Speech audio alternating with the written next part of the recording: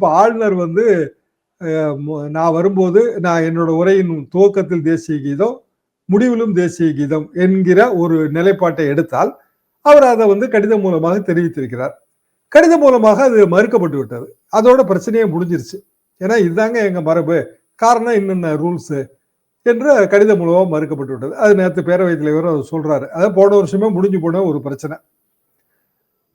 அப்ப இந்த வருஷம் அவர் உரையாற்ற வரும்போதே அவருக்கு தெரியும்ல, கண்டிப்பாக வந்து தமிழ் தாய் வாழ்த்தான் முதல்ல பாடுவாங்க, தேசிய கீதம் முடிவுல தான் பாடுவாங்கன்னு அவருக்கு தெரியும்ல. அப்புறம் ஏன் வந்து வந்து இந்த பிரச்சனையை வந்து அவர் சொல்றாரு?